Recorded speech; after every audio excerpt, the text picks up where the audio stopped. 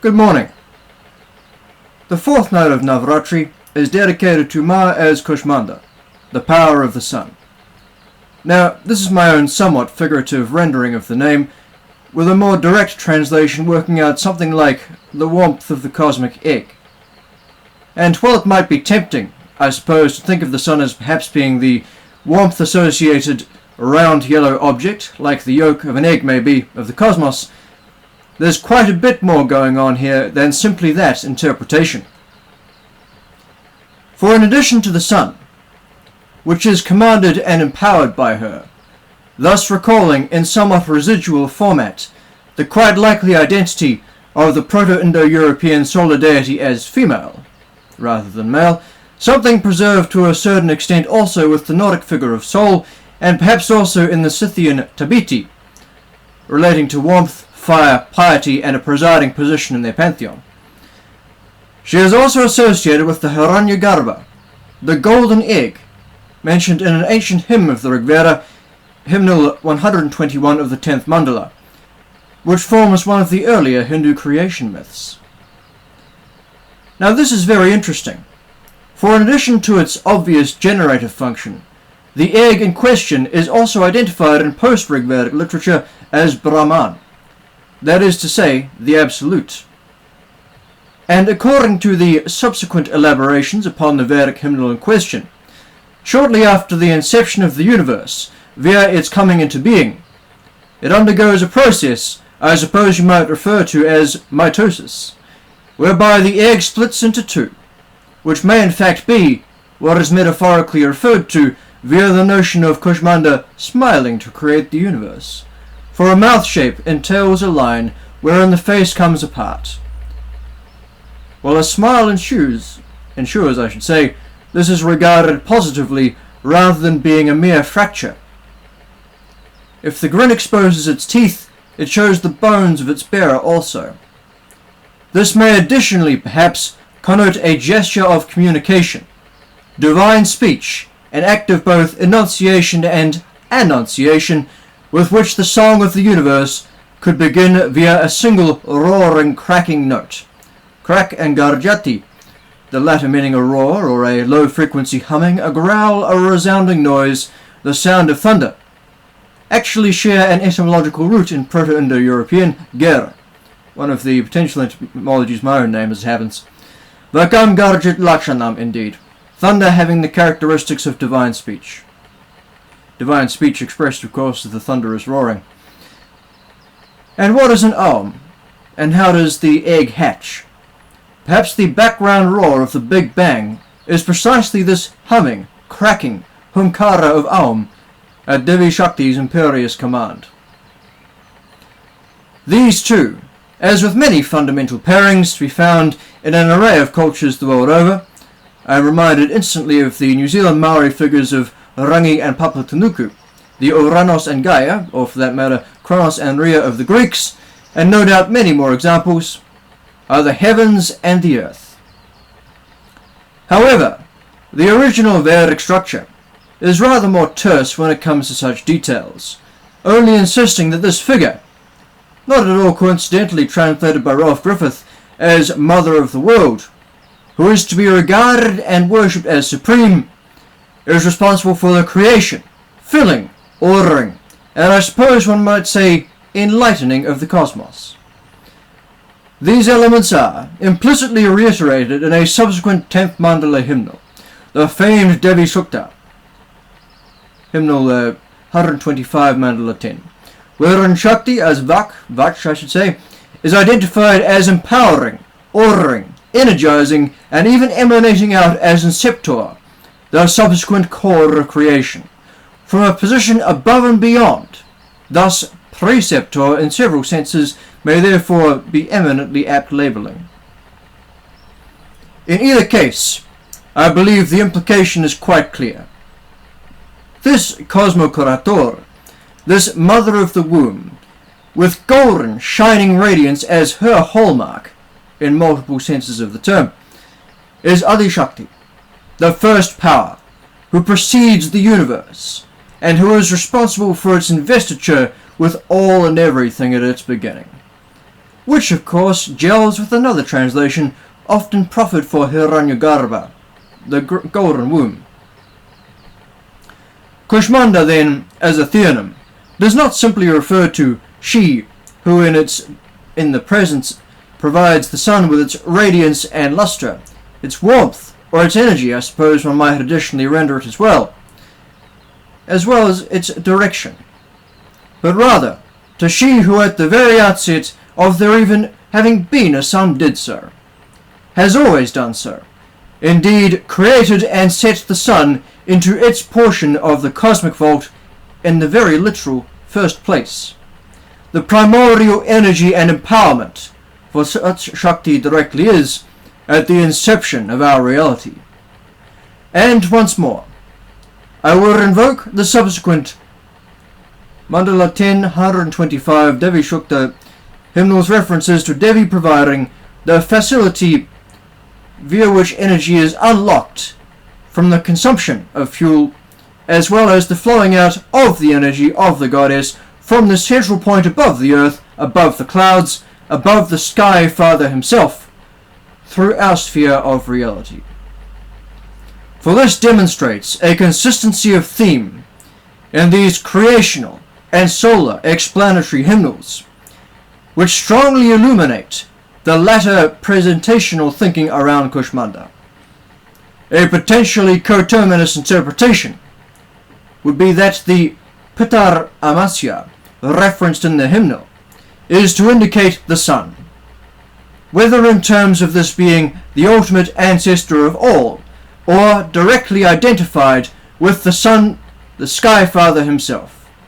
The Eos, of course, still carrying a shining connotation from Proto-Indo-European Diu. Interestingly, Pitaramasya is sometimes also translated as referring to the Pitarloka, which gains saliency in light of our Hiranyagarbha identification, as one way to interpret Amasya.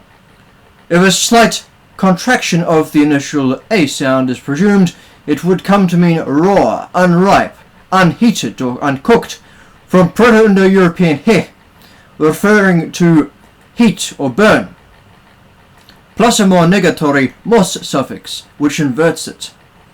Or phrased another way, what this compound may serve to illustrate is Shakti Devi emanating out a sun, or a source of all, which requires the provision of heat or energy to make it work. Exactly what Kushmanda does.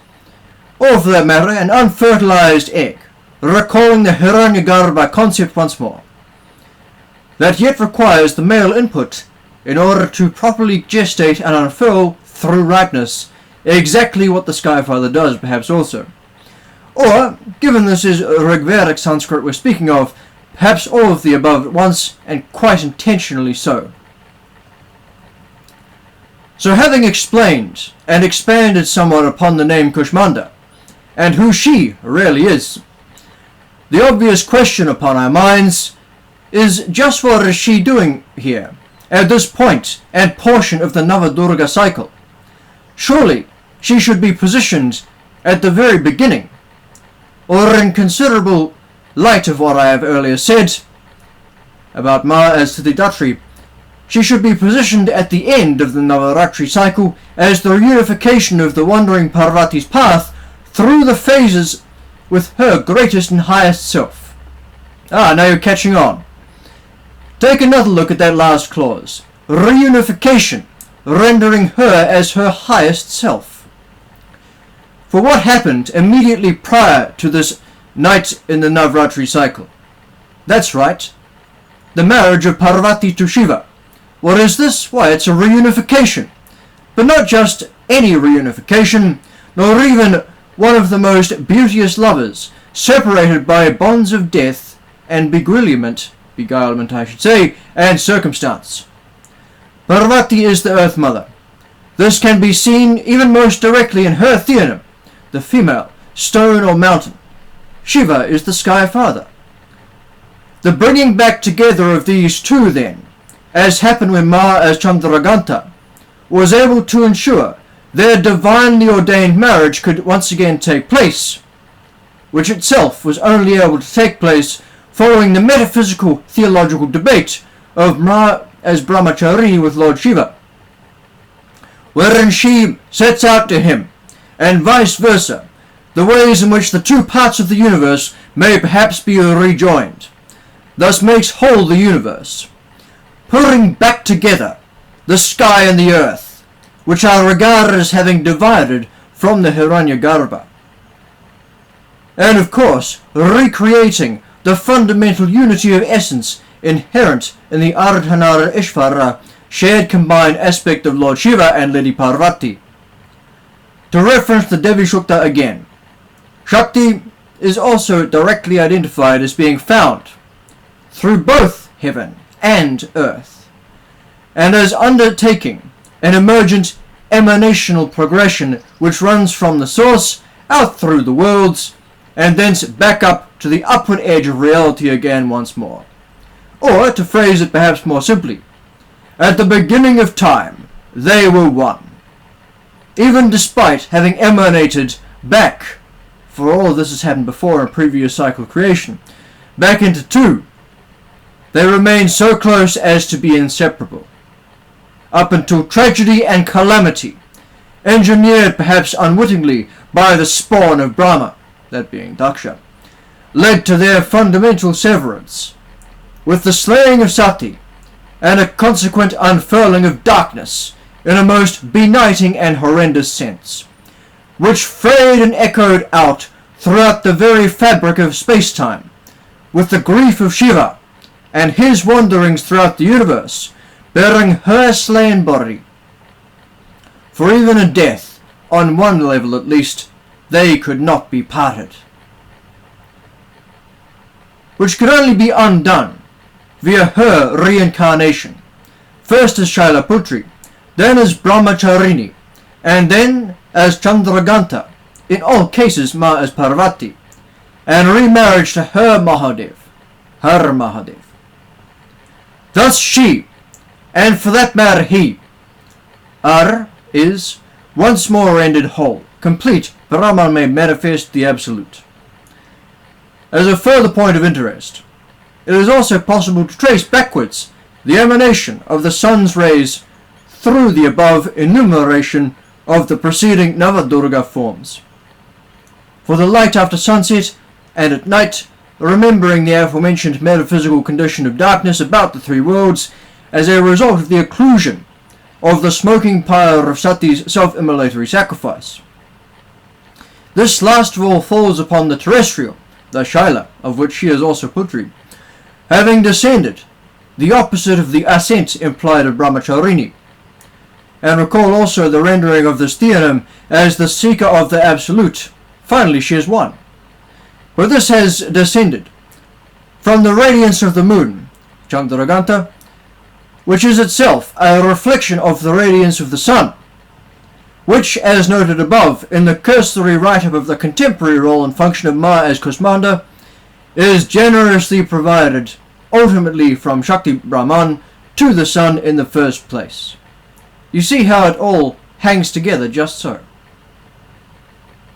This also represents the pathway back to the light for not just the devotee, but also for Lord Shiva and even Lady Parvati, after a sense, particularly after we consider the effect of Lady Chandraganta to clear away the darkness and occlusion, behind and both, prior and subsequent to which the sun is radiantly apparent. Divinity in its most direct sense. This hinges around the etymology of the word back to its Proto-Indo-European roots, from Deros to Dieu, bright sky, celestial heaven, the latter of which also underpins Deus Pitar as noted above. Although it may take another kind of eyes entirely to look behind, above, and indeed through the otherwise potentially literally blinding light of the sun, further to the actual source herself. The notion of a source of brightness, of energy, both heat and light, as being a metaphorical means to speak of Brahman, is not an entirely uncommon one within the Hindu corpus, as illustrated, for example, the sacrificial pyre, commented upon in the course of the Brihadaranyaka Upanishad, wherein the sparks emanating out from the blaze do not diminish the overarching fire that is their source, and can ultimately return, drawn back into the flame. And also recalled, not least in terms of overarching upward trajectory, the role of holy fire, Agni, as conduit to the uplands, the gods. Both of these attain further comparative relevancy when we consider the Tabiti goddess said to have been the head of the pantheon of the Scythians, Tabiti being regarded as not only queen of the gods and strongly correlated with sovereignty, but as having connection to the ordering of the domain and piety through flame. This is further substantiated via the linguistic connection to the Sanskrit tapa, heat, glow, sun, Indra or Lord, and thence tapas, heat, but also penance, religious austerity, the period between winter and also the start of spring, all from Proto-Indo-European tep, thence tepos, referring to heat and warmth. It is not hard to see how the concept of a hearth-fire, Tabiti, being linked to Hestia in Greek accountings, in an older steppe dwelling, is regarded as strongly coterminous with the making of a structure into a house, into a home, and with this investiture producing a regal dominion over the space thusly ensconced at the centre of, and about which all other activities within the structure must therefore be conducted, particularly in winters cold and dark and sleet and snow. On a broader level, societies themselves can organize about the central sacrificial rites, which must themselves also contain and entail a sacrificial pyre, something which, to bring it back to the household once more, we perhaps see in the circular processional about the sacred fire which forms the integral binding of the Hindu marriage rite. A family, a household after all, being the building block of the community entire, its recreation and perpetuation or furtherance being a function of these perambulations about the central flame.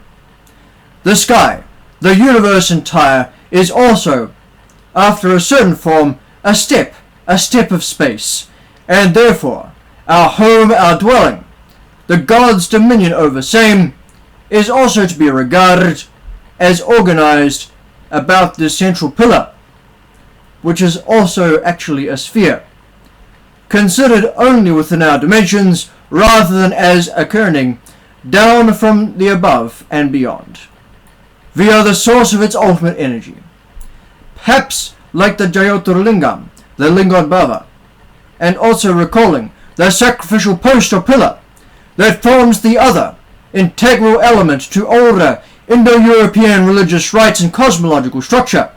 That axis mundi concept, again, you see, this central pyre that lies at the heart and the hearth of their heavenly domain. Kushmanda, particularly when we consider the Rigvedic line from my favorite 10th Mandala Devi Shukta hymnal, which may present this radiance as the crowning adornment of the brow of the universal sovereign, the right to rule indeed, that's R-I-T-E for right, as a continuation of the anointment and empowerment of the champion, which quite specifically refers to the active empowerment of the weapon of Rudra, to be utilized against those who are enemies of devotion or Brahman, dependent upon translation.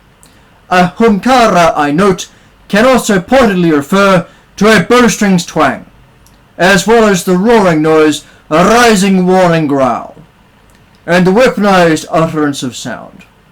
The bowstring element going together with Rita as the bowstring of Brihaspati, another form of Mahadeva.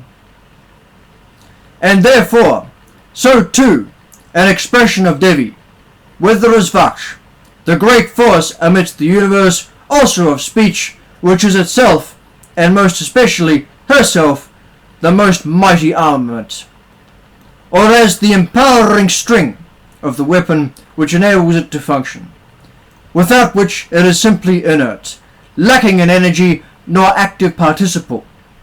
The enlightened insight, the insightful, intelligent one, and remember, Loka, from Luke, Proto-Indo-European, light I should say, can refer to a place or a plane, a conquest, looking, insight or ability, the ability to see and to perceive. The chosen one theme from earlier in the hymn has strong resonancy with all of the above.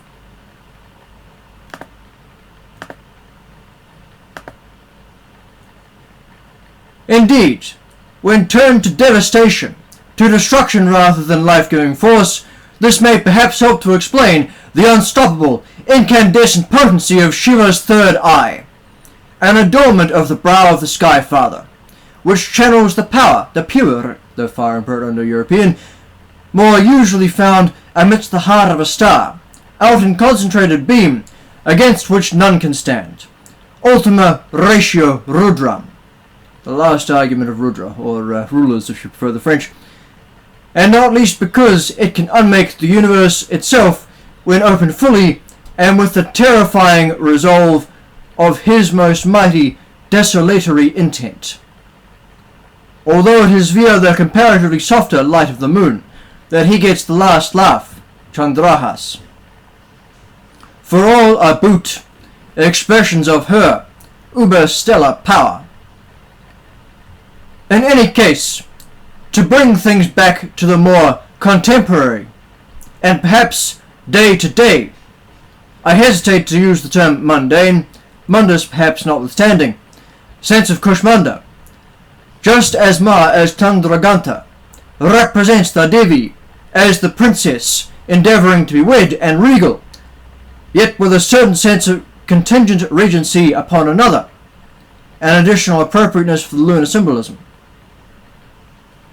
Kushmanda, therefore, represents Ma as queen, as Maharani, indeed of the cosmos, where her power, both as half of the absolute sovereign, as well as, in overlapping sense, that sovereign herself, is not that drawn from another, and excised contingently, but rather self-empowering, the Grundnorm, a term drawn from an interesting legal theory as to what makes law, which is, now that I think of it, both incredibly apt for Adi-Shakti, as well as for Shakti as Brahman, as Dharma, as Rita, upon which all else, via the power of the sun, for truly, pretty much almost all life here on earth is, in a very real sense, either directly or indirectly, solar-powered if one thinks upon it.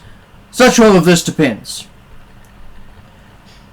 Well, Devi as queen, in perhaps the more matronly sense, via which she also literally, in a sense perhaps surely somewhat directly different to previous, once again becomes a mother. This is the next phase of the Navadurgas, with the birth of Lord Skanda, admittedly to other mothers. Yet more upon that tomorrow night. This is also arguably the first instance wherein Devi is presented as the mother, as well as the first instance within the cycle wherein she is held as resumptive absolute. I believe this adds yet another layer of both meaning to the traditional Hindu theological or ethical maxim that positive conduct towards one's parents is the highest act of piety, as well as to the myth of Lords Ganesha and Skanda circumambulating the world, or in the case of Ganesha, their parents, the aforementioned divine pairing of Shiva and Shakti-Parvati, which is customarily utilized to illustrate same.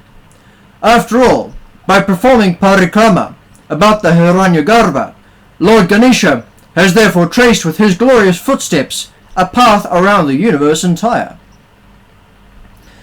We thus pray to and honor Ma as Kushmanda, both as the act of honoring one's ultimate parents, the authors of not just our particular existence, but of the universe and the cosmos entire. It is right, and it is most eminently righteous to do so. We also ask Kushmanda and her radiant smile to bless us by bestowing the solar connoted virtues which are inherent in the sun's enlivening rays throughout creation. What is meant by this is charisma, the shining and glowing force of one's personality, to be directly directed toward positive and productive purpose. This is health and wealth, the former being intrinsically contingent upon the empowerment of the sun, and not least via vitamin D and melatonin regulation and such like. The latter also ultimately deriving from it, and perhaps also being metaphorically resonant with the sunny luster of gold as its iconographic representation. For the removal of darkness and negativity, as the sun's rays quite directly do, and to reference the political maxim around sunlight being the best disinfectant. For encouragement, just as the sun's rising stirs our hearts and strengthens our spirits, even as it removes the gloom. For their fertility of imagination, and elsewhere, that is directly correlate with her role in our mytho-history, and the illumination of concepts and reconnection back to the source via solar inspiration which she can bestow, and for empowerment in the microcosm of our lives and personhoods and personal forms and communities, just as, in an initial and ongoing sense, the universe, the cosmos at large. The lesson of Ma as Kushmanda for the devotee, then, is both simple, so simple in point of fact that it is effectively a singularity, and it is also all-encompassing. But then, aren't they all? Everything flows ultimately from the same source. The only questions are those of metaphysics, and are bound up with the two variables intrinsic to the Heisenberg uncertainty principle, namely, what your position is relative to this absolute, and what your velocity, i.e., which way you are going, and how fast. For obvious reasons, it is rather difficult to know precisely both at the same time, and if we are to ascertain the former with any accuracy beyond the mere momentary, then it entails that you have stopped moving. And if we are to seek to identify the latter, I hesitate to say to divine, as that would imply surely an upward motion, an ascendancy, even a transcendency, arcing perhaps towards an escape velocity, and then some moksha reference, or lack of reference you might mean, then that axiomatically means that the motion is being undertaken, rather than a static situation, to be analysed and prognosticated thereupon. A process, in other words, cannot be understood, Proto-Indo-European mir, that referring to both death and a morass, by stopping it. And a Proto-Indo-European mir positional is, in effect, the embalming of such a living affect, and therefore the course of life. The universe is not like a puzzle box that you can take apart and put back together and so solve its secrets. It is a shifting, uncertain thing, which changes as you consider it, which is changed by the very act of observation.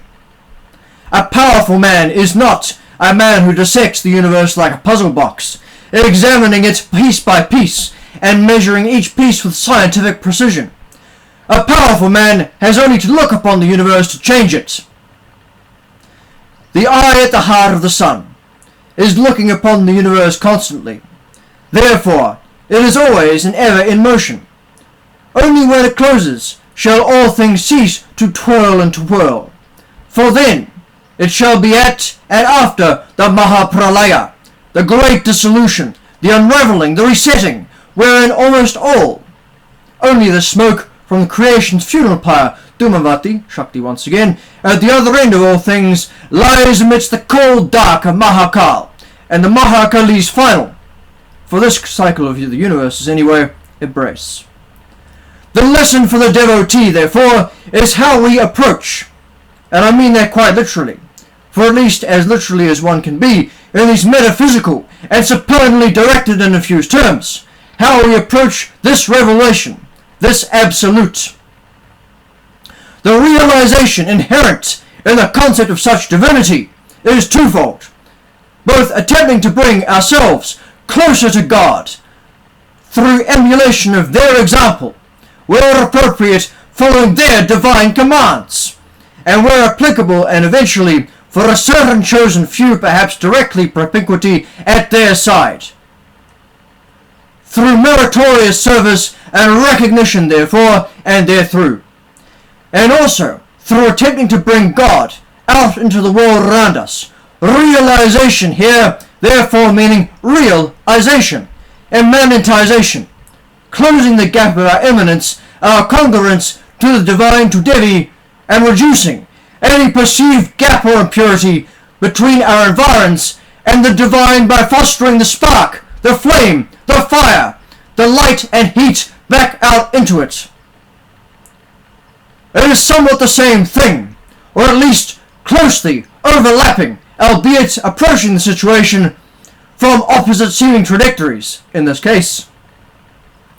Our approach should, therefore, seek to emulate, in appropriate ways, both the velocity which has characterized Devi through this upward arcing ascent of the Navadurga cycle of NavRatri, starting from the rebirth, Shailaputri, as I noted at the time, the initial emanation out from the world pillar, as implied by Shaila, mountain, and Putri, coming from, or the daughter of, acquiring focus and direction, Brahmacharini, and note the Brahman directional, up the Archarini motion, pursuing or headed for. Attaining the strong position of mastery and encounter with the light, the next part of the journey, Chandraganta, the moon as the secondary emanator of the sun's light, Shiva as Parvati's other half of the unified Brahman whole. Once they are reunited, enabling the continued arc of consent, the arc of ascent, I should say, to continue, thence to be able to radiate out and begin to enlighten others. Again, Chandraganta, in her role as the remover of fear, the bestower of wisdom, perspicacity, insight, and the radiating out like a temple bell of the pious energy of the divine, which also exerts terrifying effect upon the demons, the adversaries of both this process and of creation itself. Recall the remarks upon the Hunkara made above, as a comparative or coterminate, in multiple senses of this latter term, for this functioning, before proceeding on further, and ever closer to the source. Kushmanda, although it is worth noting that, akin to the holy man who descends from his mountain in order to sort out the ensuing chaos below, this is not necessarily the end, the telos at this stage, for the more properly pious devotee. Rather, it is to encounter the source, to be thusly empowered by her, and thence to make escalatingly enlightened and incited utilization of this empowerment, this investiture, for the rest of the span of the cycles of one's being and world.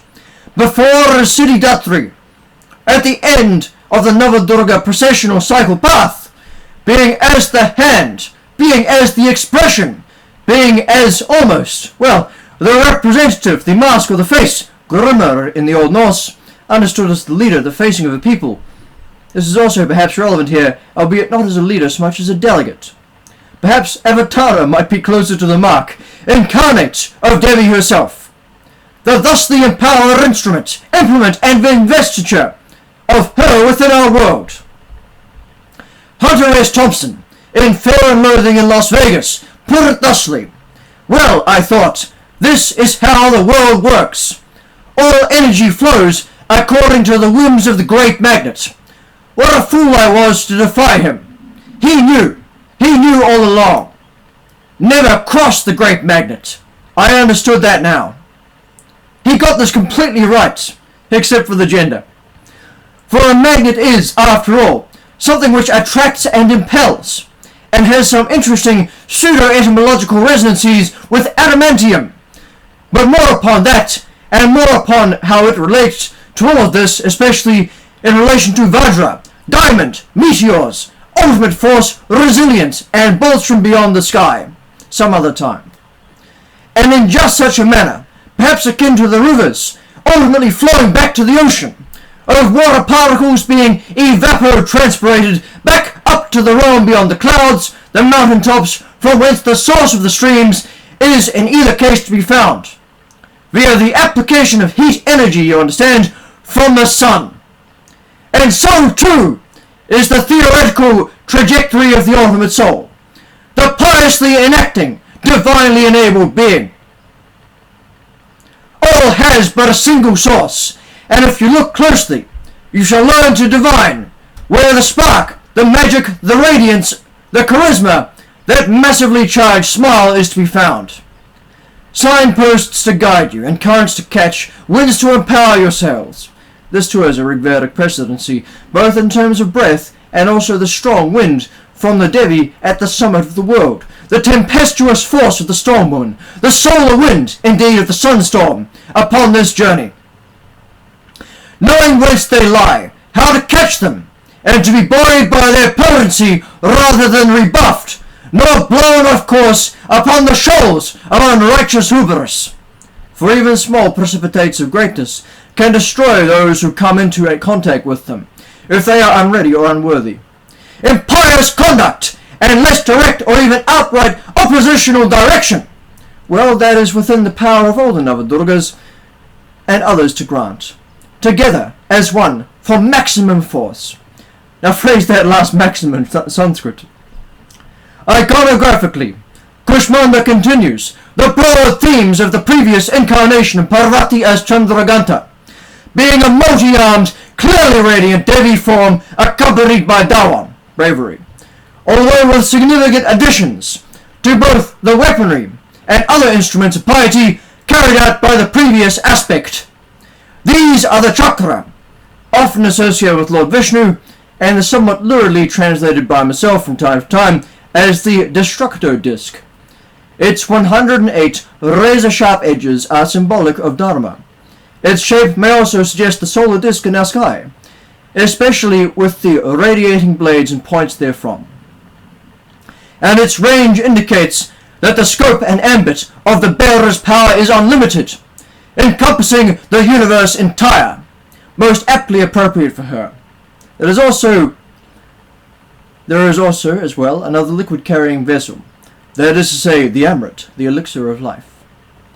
And of course, for reasons that ought to be painfully obvious, instead of the moon, she is crowned with the sun. In many illustrated portrayals anyway. Homage to you, who is the mother of the universe entire. Jai Mata Di.